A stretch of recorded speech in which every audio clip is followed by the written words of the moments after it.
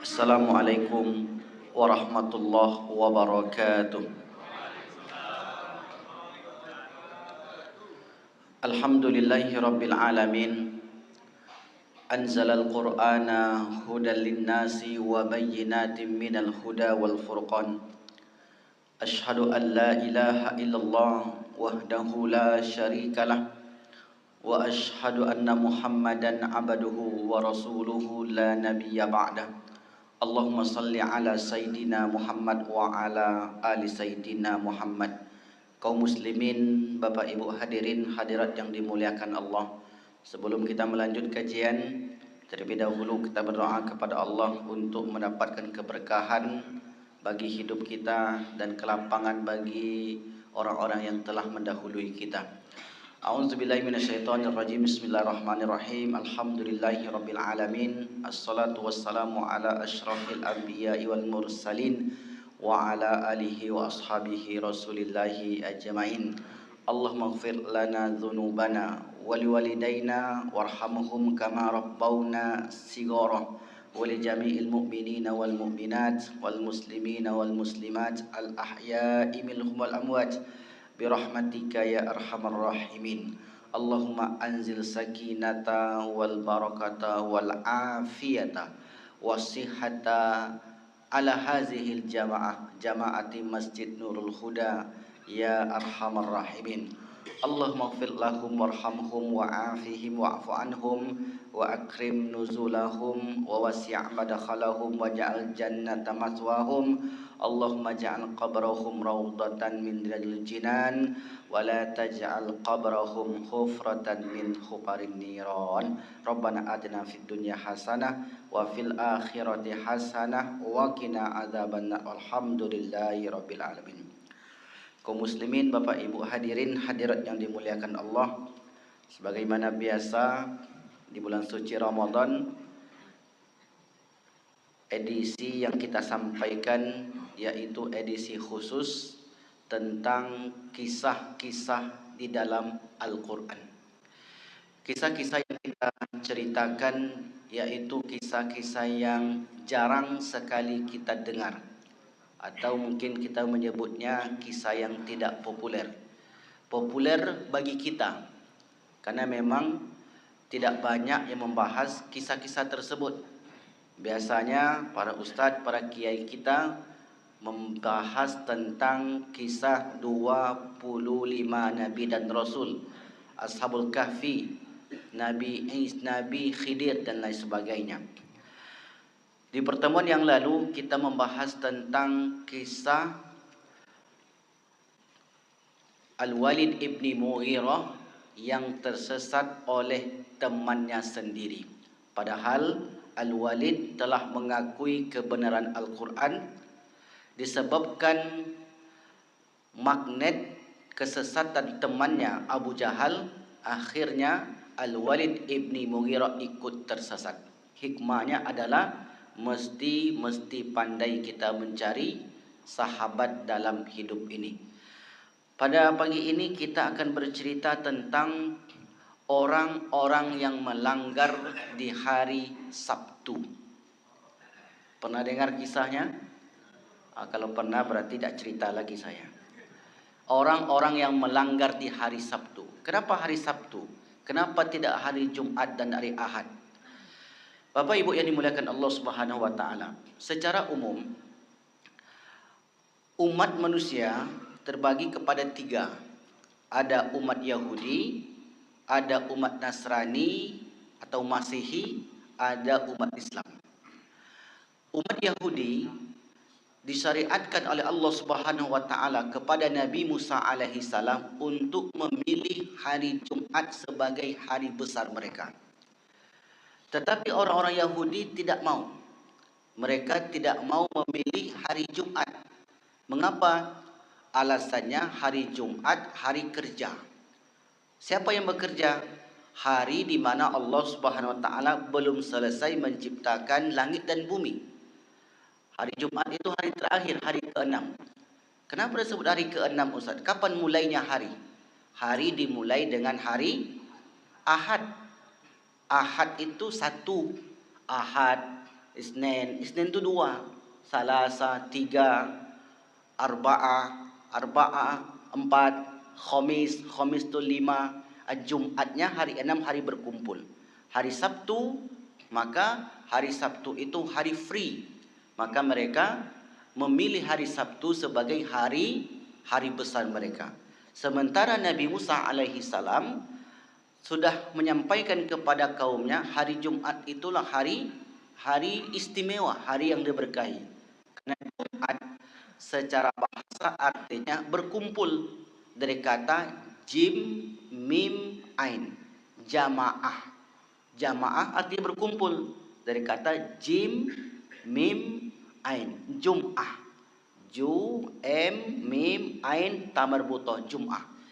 Jadi ketika ditetapkan oleh Allah melalui lisan Nabi Musa alaihissalam hari Jumat sebagai hari istimewa mereka, nah orang-orang Yahudi ini enggan untuk memilih. Alasannya apa? Karena penciptaan langit dan bumi belum tuntas. Sementara di hari Sabtu sudah selesai. Nah, oleh karena itu Bapak Ibu yang dimuliakan Allah, mereka pilihlah hari Sabtu itu sebagai hari istimewa mereka. Hari beribadah, hari di mana tidak boleh melakukan aktivitas kecuali ibadah saja. Dan mereka sudah sepakat, sudah bertekad untuk tetap memilih hari Sabtu sebagai hari raya mereka. Tapi kemudian orang Yahudi memang begitu Bapak Ibu. Setelah mereka buat kesepakatan, mereka sendiri yang melanggar. Hari ini pun kita melihat setelah mereka melakukan gencatan senjata, mereka sendiri yang melakukan agresi militer di Gaza. Kita tengok hari ini di Gaza sudah terjadi gencatan senjata. Tetapi dalam waktu bersamaan militernya Netanyahu itu tetap dikirim ke beberapa daerah di kawasan Gaza, seperti Jenin misalnya. Setiap hari masih ada orang yang meninggal, 13, 20, 30. Tetapi dalam waktu bersamaan mereka sudah mengadakan gencatan senjata. Nah, begitulah orang-orang Yahudi. Sampai kapan sifat ini mereka miliki? Sampai datang hari kiamat. Jadi memang sudah menjadi karakter mereka. Jangankan kesepakatan dengan manusia, kesepakatan dengan Allah saja mereka langgar. Maka kisah tentang pelanggaran-pelanggaran di hari Sabtu itu terdapat dalam banyak ayat. Misalnya ayat yang pertama atau surat yang pertama, Quran surat Al-Baqarah. Surat yang kedua, ayat yang ke-65. Itu satu. Karena ayatnya terpisah-pisah. Al-Baqarah 65 dan An-Nisa 47 dan juga An-Nisa 154 dan An-Nahl 124. Al-Baqarah 65, An-Nisa 67 dan 154, An-Nahl 124, dan kisah yang paling lengkap tercantum di Quran Al-A'raf 163, 164, 165, 166. Jadi di situ cerita lengkapnya. Sementara ayat-ayat yang tadi Allah ceritakan tidak lengkap, terpisah. Misalnya Allah katakan di Quran surat Al-Baqarah ayat 65. Walaqad alimtumul ladzina i'tadaw minkum fis sabti, dan sungguh kalian telah mengetahui orang-orang yang melakukan pelanggaran di hari Sabtu. Faqulna lahum, kami katakan kepada mereka, kunu qiradatan khasiin, jadilah kalian monyet-monyet yang hina. Nah, di ayat yang lain, misalnya An-Nisa ayat yang ke-47, mereka juga melakukan pelanggaran di hari Sabtu.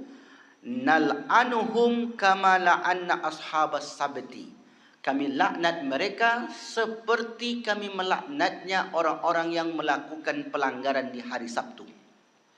Jadi mereka yang melanggar peraturan Allah itu mendapat laknat daripada Allah Subhanahu wa taala.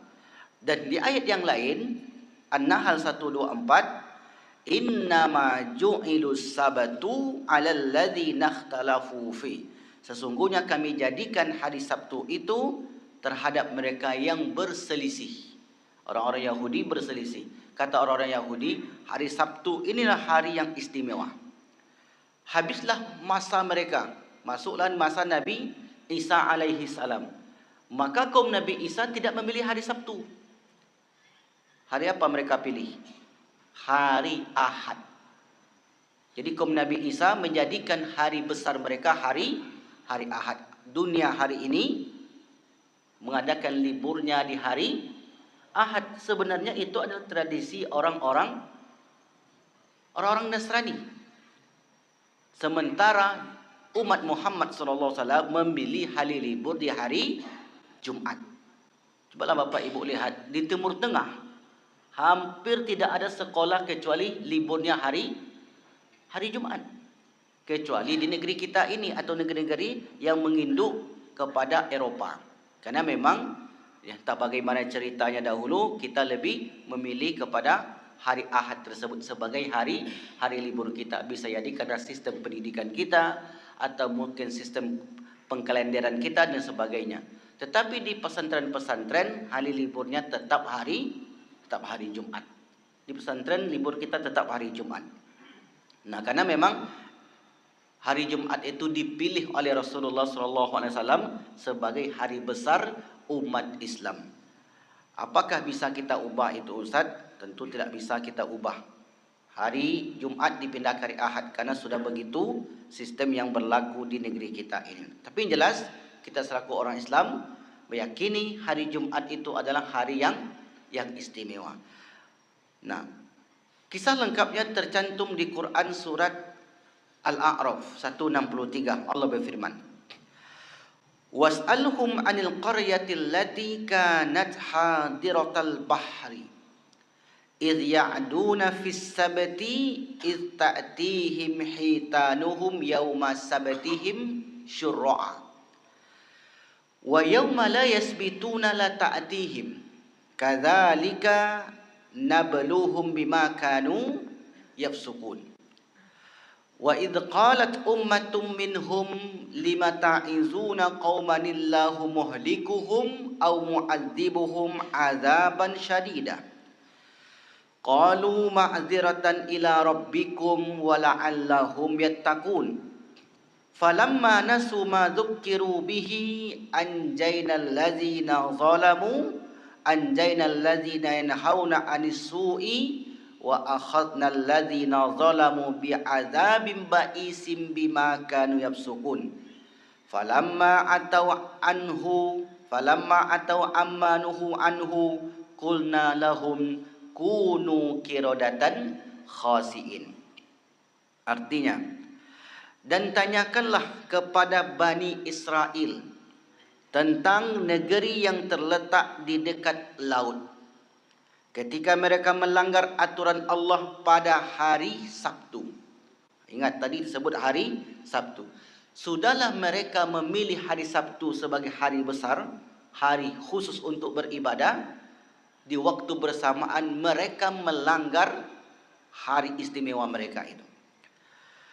Di waktu datang kepada mereka ikan-ikan yang berada di sekitar mereka terapung-apung di permukaan air. Dan di hari-hari yang bukan Sabtu, ikan-ikan itu tidak datang kepada mereka. Demikianlah kami mencoba mereka disebabkan mereka berlaku fasik. Dan ingatlah ketika suatu umat di antara mereka berkata, mengapa kamu menasihati kaum yang Allah akan membinasakan mereka atau mengazab mereka dengan azab yang keras? Mereka menjawab, agar kami mempunyai alasan pelepas tanggung jawab kepada Tuhanmu dan supaya mereka bertakwa. Jadi tujuan orang beriman itu, mengapa melarang orang berbuat jahat, berbuat maksiat? Dua saja. Yang pertama alasannya agar kelak di hadapan Allah kita tidak dipersalahkan. Ketika nampak kemaksiatan dibiarkan begitu saja, Allah akan persalahkan, mengapa engkau diam? Yang kedua, kata orang-orang bertakwa, mudah-mudahan mereka bertakwa. Inilah cuma tujuan kita Bapak Ibu. Ketika kita membuat pengajian, tujuan kita cuma dua. Kelak di akhirat ada alasan bagi kita, ya Allah kami sudah buatkan pengajian, buatkan majlis ilmu, sudah kami sebarkan ilmu pengetahuan, tapi mereka yang tidak datang. Bukan salah kami, kata orang-orang yang diberi wewenang.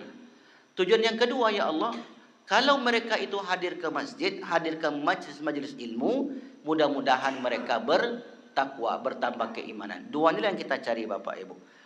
Yang satu sebagai pelepas tanggungjawab kelak di akhirat, selesai surat tanggungjawab kita. Yang kedua, mudah-mudahan dengan adanya peringatan-peringatan itu, mereka bertakwa kepada Allah Subhanahu wa ta'ala. Maka tatkala mereka melupakan apa yang diperingatkan kepada mereka, artinya kaum Bani Israel ini mengabaikan nasihat Nabi Musa alaihi salam. Kami selamatkan orang-orang yang melarang dari perbuatan jahat, karena mereka nanti akan diberikan azab bencana yang besar. Orang-orang yang tadi mencegah, mengajak orang-orang beriman, Allah selamatkan mereka dari bencana tersebut. Dan kami timpakan kepada orang-orang zalim siksaan yang keras di dunia dan juga kelak di akhirat disebabkan mereka selalu berbuat fasik. Maka tatkala mereka bersikap sombong terhadap apa yang dilarang, mereka mengerjakannya, kami katakan kepadanya, jadilah kamu kera-kera yang hina. Satu kampung itu menjadi monyet. Asli. Kisah ini kisah nyata yang terjadi di zaman Nabi Musa alaihi salam. Jadi tidak ada satupun kisah dalam Al-Quran itu kisah yang bersifat khurafat atau fiksi. Betul-betul terjadi di masa dahulu. Dan kisah itu menjadi pelajaran bagi orang-orang yang datang di kemudian hari. Baik Bapak Ibu yang dimuliakan Allah Subhanahu wa ta'ala. Di mana kejadian kisah ini? Di mana terjadi? Zamannya tadi sudah kita sebutkan, zaman Nabi Musa alaihi salam. Letak desa itu di mana? Apakah letaknya di geografis Indonesia? Sama sekali tidak. Karena Indonesia tidak masuk, Asia tidak masuk. Kisah ini terjadi di sebuah daerah namanya Elia. Kampung atau negeri Elia. Negeri Elia ini negeri yang terletak antara Madian dan Tursina, Palestina. Jadi di tengah-tengah itu ada satu kampung namanya Elia. Mungkin Bapak Ibu yang pernah menelusuri jejak para nabi di Timur Tengah mungkin akan diajak ke sana. Mungkin ada jemaah kita yang dulu ikut ke sana. Ada kampung Elia namanya atau Elia. Kampung Elia ni Bapak Ibu luar biasa. Penduduknya mereka itu orang-orang yang beriman. Sebelum mereka itu melakukan pelanggaran. Mereka mengikuti arahan Nabi Musa alaihi salam. Mereka beriman kepada kitab Taurat yang diturunkan kepada mereka. Tapi kemudian teruji. Mereka tergoda dengan keindahan dunia. Tergoda. Karena Allah katakan, walaqad zayyana hadhid dunya. Kami hiasi kehidupan dunia ini. Atau Allah sebutkan dunia itu seperti zahratul hayatid dunya. Wala tamuddanna ainaika ila man mata'na bi zahratul hayatid dunya. Jadi kau palingkan matamu itu kepada orang yang kami beri kenikmatan kepada dunia. Kenikmatan dunia yang kami berikan kepada mereka. Tapi kemudian Bani Israel, orang-orang Yahudi ini yang tinggal di Elia, jumlah penduduknya lebih kurang 73.000 penduduk. Jadi mungkin ini sekitar satu kecamatan lah mungkin Bapak Ibu. Kecamatan di negeri kita. Tapi kalau di Brunei itu satu negara. Artinya kampungnya bukan kecil, 70.000. Kalau orang itu nyalek, dipilih oleh 70.000 ini, duduklah dia. Itu banyaknya. Dari 70.000 ini, hampir 90% berprofesi sebagai penangkap ikan, nelayan. Karena kampung Elia itu atau Elia itu terletak di pinggir laut di negeri Syam. Dan laut itu sangat indah sekali, ikannya sangat banyak dan besar-besar. Masalahnya Bapak Ibu, ikan itu tidak datang ke permukaan kecuali di hari Sabtu. Ahad, Senin, Selasa, Rabu, Kamis, Jumat, ikan itu seakan-akan hilang dari permukaan. Agak-agaknya ikan itu sudah punya feeling. Kok hari Ahad kok pasti tak ada, pasti banyak nangkap ikan. Kok hari Sabtu kok anda ada mungkin tangkap ikan, jaring tak ada, luka tak ada. Nah, kalau di pinggir sungai kan, di pinggir laut kan kita masang luka. Akhirnya kemudian mulailah bosan sebagian penduduk ini. Kalau begini terus, Ahad sampai Jumat ikan tak banyak, hasil tangkapan kita sedikit, sementara di hari Sabtu ikan banyak. Begini saja. Bagaimana? Ini mereka bermusyawarah nih, beberapa orang di antara mereka. Bagaimana kalau jaring ataupun luka kita pasang di hari Jumat sore, kita ambil di Ahad pagi. Kita tidak tangkap ikan di hari Sabtu, kata mereka. Kita tangkap ikannya hari Jumat, ambilnya pagi Ahad. Maka nanti di pagi Ahad kita pun berbondong-bondong datang ke pinggir laut untuk mengambil tangkapan ikan kita. Ini namanya Bapak Ibu khilah, membuat tipu-tipu terhadap Allah Subhanahu wa taala. Mengapa? Karena tangkapan ikan itu tetap tangkapan di hari Sabtu. Yang dilarang itu ikan yang dapat di hari Sabtu. Bukankah mereka meletakkan jaring lukanya di hari Jumat, Ustaz? Iya. Tetapi ikan yang masuk dalam luka itu tetap ikan di hari Sabtu. Itu namanya khilah, membuat tipu-tipu dengan Allah Subhanahu wa taala. Nah, kata para ulama, umat Muhammad juga ada yang buat tipu-tipu semacam ini. Apa contohnya? Kambingnya sudah mencapai 40 ekor. Wajib zakat hewan ternak. Karena dia tak mau berzakat, akhirnya 364 hari, 2 hari menjelang 1 tahun penuh, disembelihlah kambing itu 1 ekor. Cukup enggak zakatnya? Enggak cukup lagi. Jadi begitu memasuk nisab haul 1 tahun, maka disembelihlah 1 ekor. Akhirnya tidak jadi berzakat. Ini orang main tipu-tipu dengan Allah Subhanahu wa taala, membuat khilah. Dan ada juga orang yang membuat tipu-tipu dengan Allah dengan mempermainkan hukum. Misalnya dia sudah cerai sebanyak 3-4 kali, ingin kembali lagi ke pasangan hidupnya itu. Dicarilah akal oleh orang ini. Gimana caranya? Dicarinya Cina buta, orang-orang bodoh, disuruh menikah dengan istrinya. Kau nikah dengan istri aku ya, tapi jangan pegang-pegang, sahkan saja. Ini namanya khilah, membuat-buat. Maka yang semacam ini kata para ulama tidak boleh. Bukan Allah tak tahu, Allah tahu saja. Tapi manusia bisa ngakal-ngakalin, tetap bisa Bapak Ibu. Maka yang semacam ini tidak boleh dilakukan. Tetapi kaum Nabi Musa alaihi salam melakukan tipu-tipu terhadap Allah Subhanahu wa taala. Karena satu kali orang itu membuat kesalahan, akan terbiasa membuat kesalahan berikutnya. Akan terus melakukan kesalahan berikutnya. Ternyata benar. Setelah mereka berbulan-bulan memasang jaring di hari Jumat sore, mengambilnya di Ahad pagi, datanglah rasa bosan.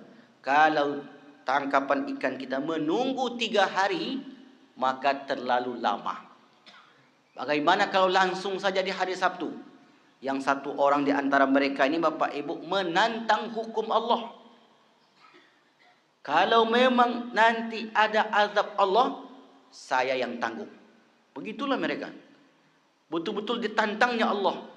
Kalau memang ada ancaman, malapetaka, bencana, saya yang tanggung. Hari ini pun ada orang yang ngomong begitu Bapak Ibu. tanpa merasa bersalah. Dia katakan di podcast-podcastnya, di YouTube-nya, kalau memang ada ancaman Allah, bersayang tanggung. Dan ada podcast dari siapa namanya? Ade Armando. Siapa namanya perempuan tu? Itulah namanya. Saya tak tahu namanya. Ini kata dia, tak ada gunanya menghafal Quran. Al-Quran tidak bisa menahan bencana. Dan bahkan Al-Quran dapat mendatangkan bencana. Jadi bagi dia, tak ada manfaatnya sama sekali.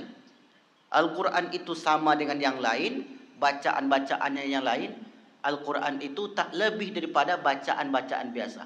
Ini orang-orang semacam ini sama saja merendahkan kitab suci Al-Quran. Dan sama saja merendahkan Allah, menantang Allah Subhanahu wa taala. Modelnya berbeda. Kalau orang dahulu secara terang-terangan tidak ada azab Allah. Kalau memang ada azab, saya yang akan tanggung. Iya pula Bapak Ibu, dilakukanlah oleh orang ini.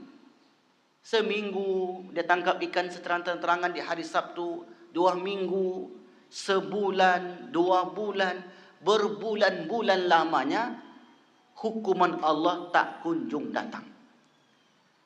Jadi sesuai pula apa yang diucapkan dengan kenyataan yang ada. Kata dia, tak ada itu azab-azab Allah, tak ada hukum-hukum bencana. Hukum bencana itu ya wajar, ya bencana itu sendiri. Terjadinya gunung meletus sudah memang takdirnya begitu. Terjadinya banjir bandang sudah memang kodratnya begitu. Tidak ada yang mengatur alam semesta ini. Karena bumi itu begini keadaannya, karena cuaca begini keadaan. Dia lupa di balik itu semua ada satu zat yang mengendalikan seluruh alam semesta ini. Memang tak nampak, tak bisa dilihat.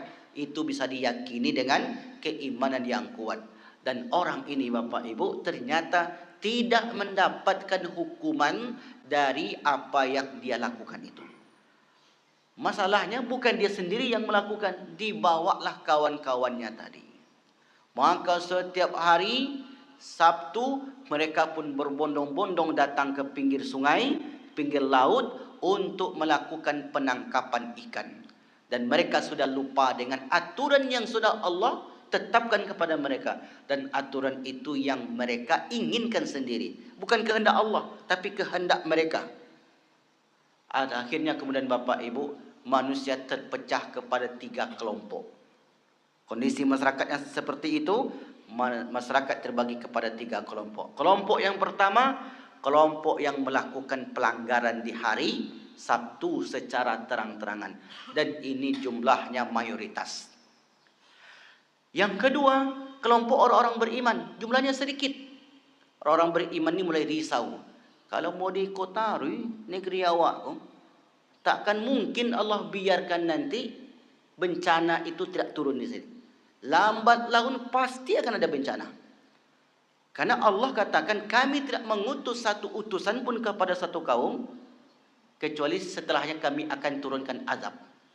Wa ma kunna mu'adzibina hatta nab'atsa rasulah. Kami tak akan turunkan bencana kepada satu kaum kecuali setelah kami utus kepada mereka para rasul-rasul kami, pemberi peringatan. Kalau zaman dulu nabi dan rasul, kalau zaman sekarang al ulama warasatul anbiya. Para ulama adalah pewarisnya para nabi. Akhirnya kelompok yang kedua ini Bapak Ibu mulai risau.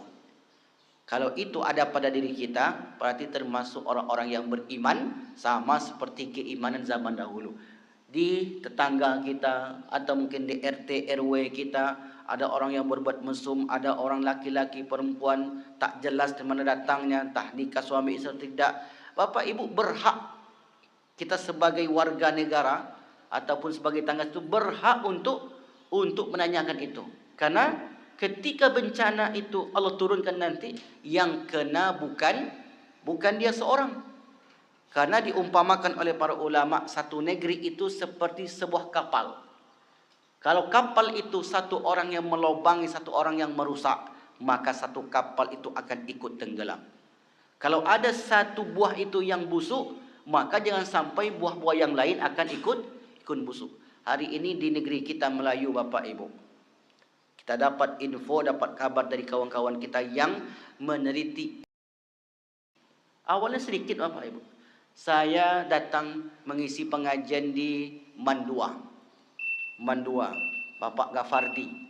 Beliau cerita, ada salah satu murid, kata beliau, dia kirim pesan ke maknya, "Mak, ayah, saya sudah nyaman dengan kawan saya ini." Kawannya laki-laki, Pak, bukan perempuan. 3 hari, 4 hari enggak pulang. Kami sudah nyaman dengan, saya sudah nyaman dengan dia. Apa yang dilakukannya? Hari ini negeri kita ini semakin hari semakin banyak, semakin hari semakin banyak. Kalau tidak ada langkah dari masyarakat kita untuk mencegah itu, maka lambat laun mungkin saja ada keluarga kita yang kena. Karena itu akan menular. Itu penyakit. Penyakit itu menular. Seperti terjadi di zaman Nabi Lut alaihi salam. Apakah Allah biarkan kampung itu dengan kemaksiatannya atau Allah turunkan bencana? Allah turunkan bencana berupa hujan batu. Tapi kemudian Allah perintahkan orang-orang beriman untuk meninggalkan kampung tersebut. Intinya bahwasanya kemaksiatan itu selalu ada. Kita orang-orang yang diberi keimanan, wewenang, mungkin diberi tanggung jawab, mesti menegakkan amar ma'ruf itu. Karena mungkin kalau nunggu istilahnya dari pemerintahan, mungkin banyak prosedur Bapak Ibu. Karena kalau kita tarik ke hulunya, ini program diekspor dari Eropa. Karena kalau di Eropa itu sudah dilegalkan.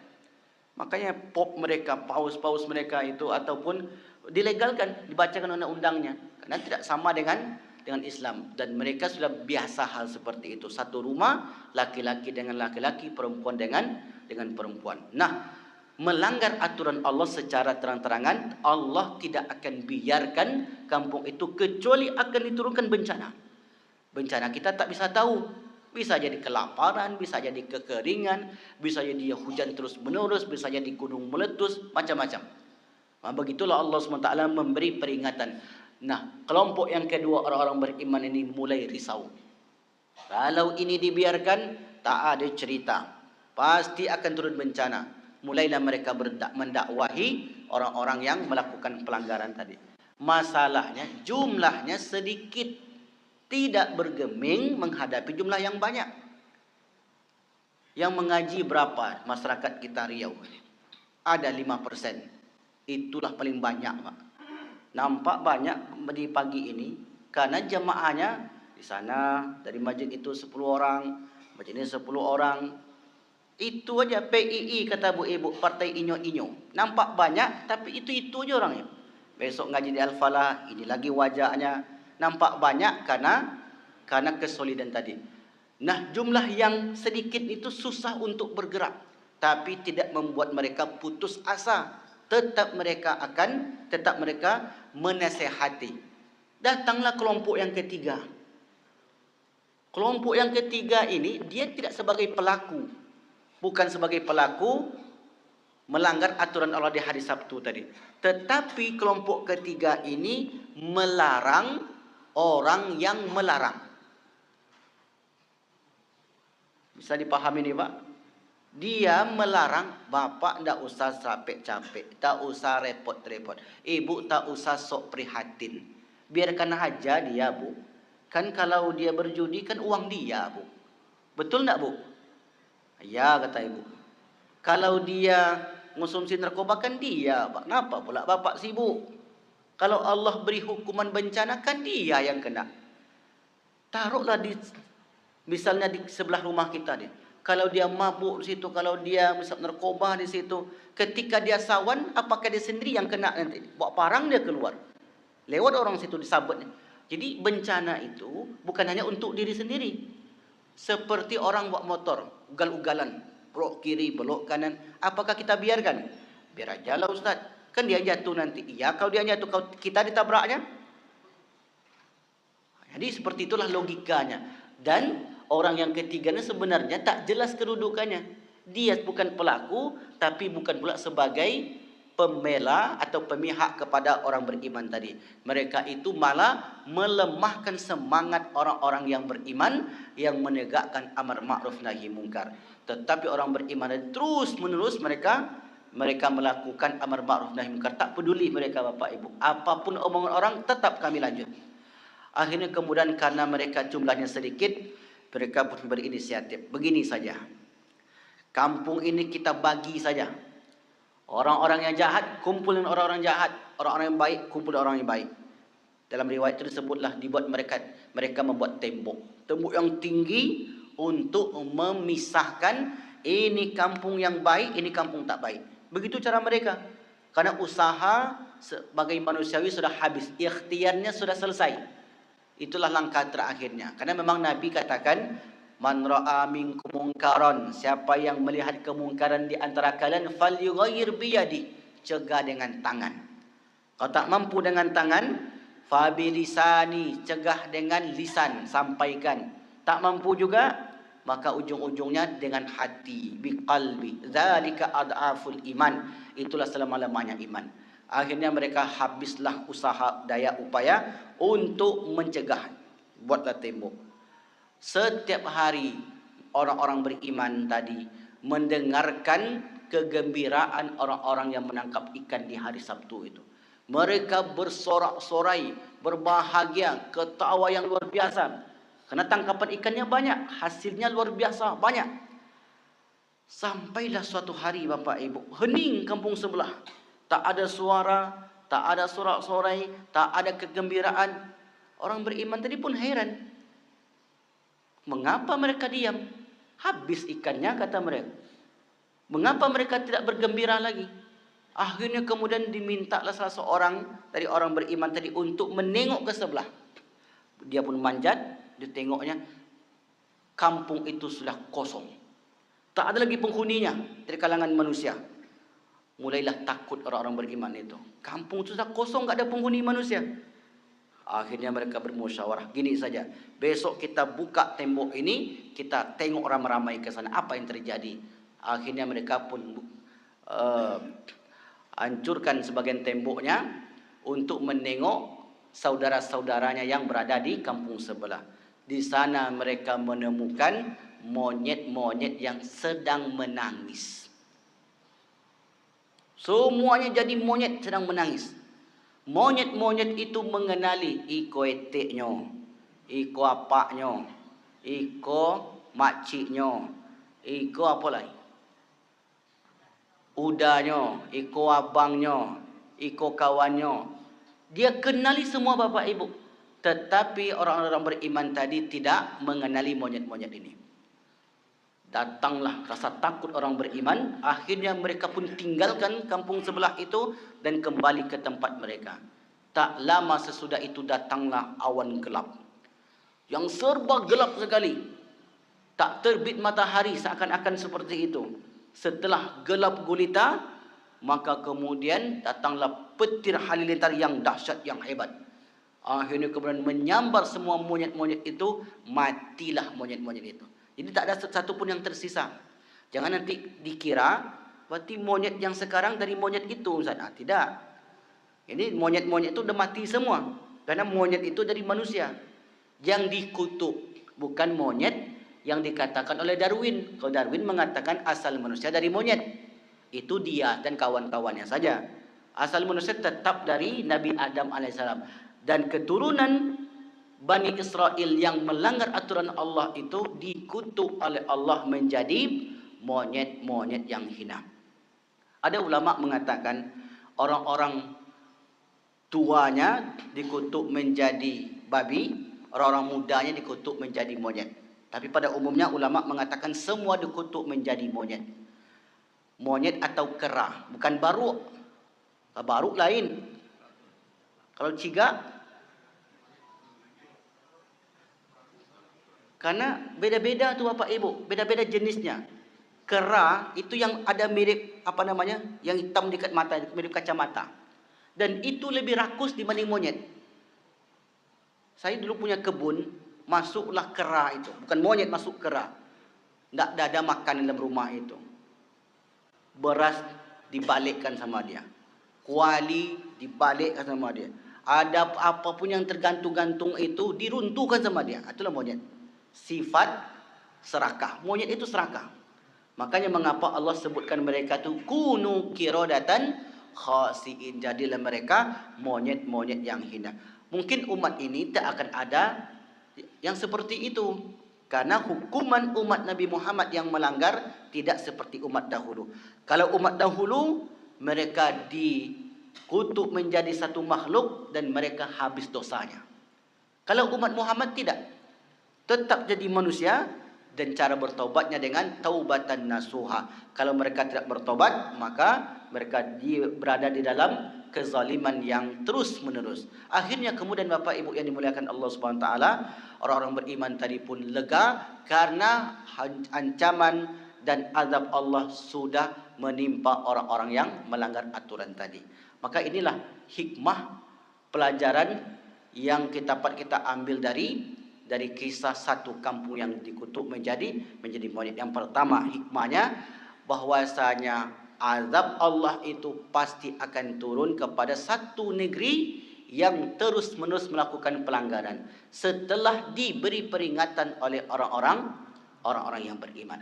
Yang kedua, jangan pernah membuat tipu-tipu terhadap Allah SWT, karena lambat laun Allah pasti akan membuat orang itu akan susah, membuat orang itu menderita. Karena sesungguhnya Allah tidak memberikan hukuman saat itu karena Allah ulur.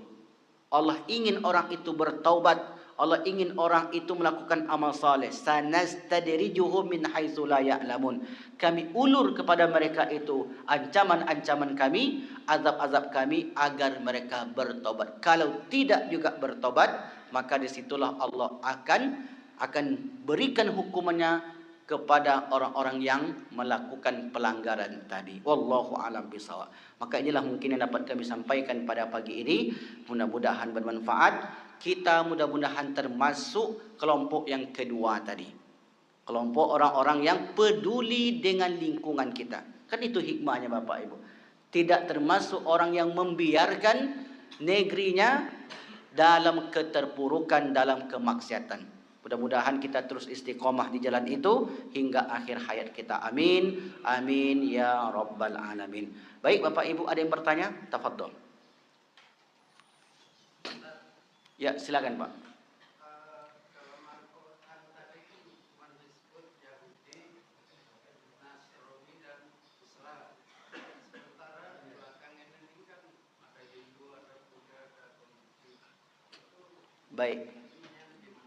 Baik.